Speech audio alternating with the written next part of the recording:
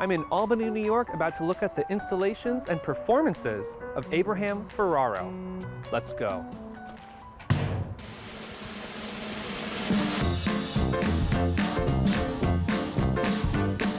My artwork has always been about art itself and what it's like to be an artist.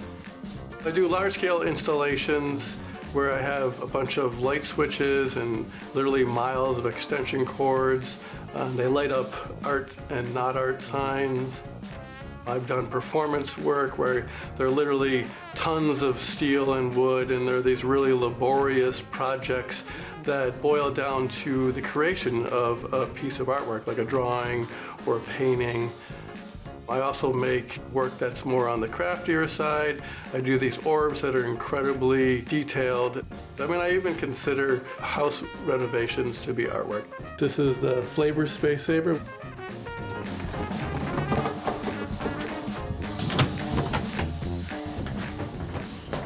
Black beans. I like to do anything that unites hands-on skill with creative thought.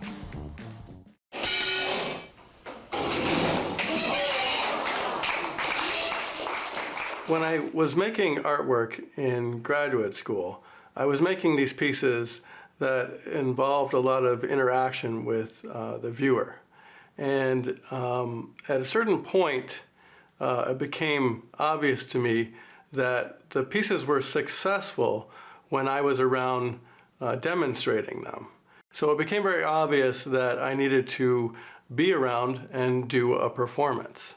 And so the very first one that I was working on was the Knockout Artist.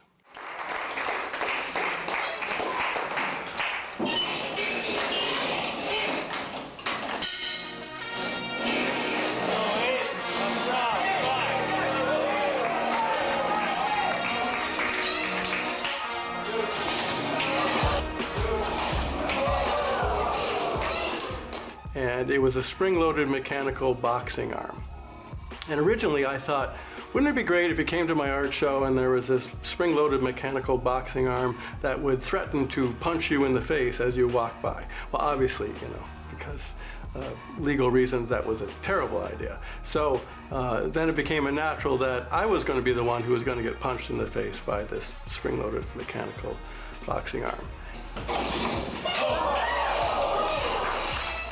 And during the act of that, there would be these paintbrushes that would dangle below the boxing glove, and they would strike a canvas just as I was being punched in the face. And then over a 12-round match, I would create this abstract action painting. The boxing glove is actually left-handed, and so it's my alter ego. The Knockout Artist is essentially me. A lot of my work is autobiographical. When you're making artwork, you're always like in the process of beating yourself up. You're trying to create artwork, you're debating on whether or not it's good art or bad art, or if it's art at all. Are people going to like it? So you're always in competition with yourself. The stationary climber was a 15-foot tall climbing tread wall. I would have these cables and pulleys hooked up to my arms, and so that would go back to a drawing table and it would pull a marker in the X or Y coordinate.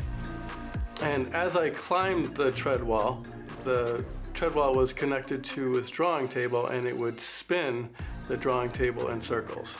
It would also push the climbing jig from the center of the circle to the outside.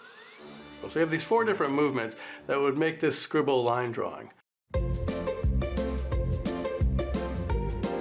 The performance pieces, a lot of them were actually really difficult to make.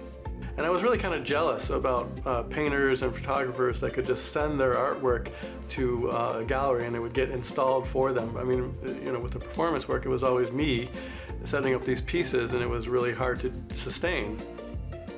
People look at the Knockout Artist and they're thinking, oh, that's really abusive, and why would you do that to yourself? Well, I mean, that was the easy part. I was struggling, and I was doing these really strenuous, laborious performances. In the end, you really only have this tiny little drawing to show for it.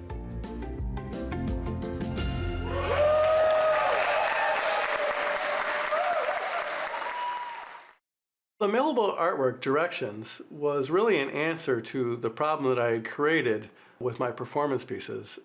I really wanted a piece of artwork that was lightweight and easy to transport.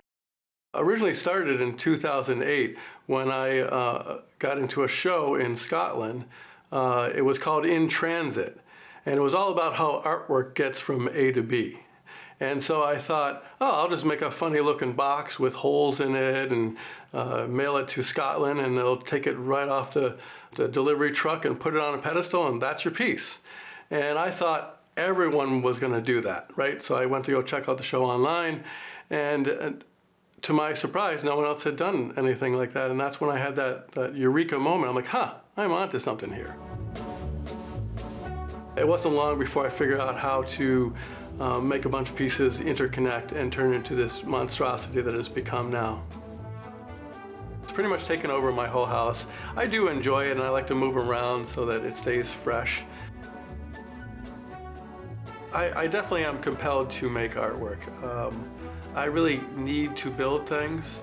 It is definitely the thing that has defined my life.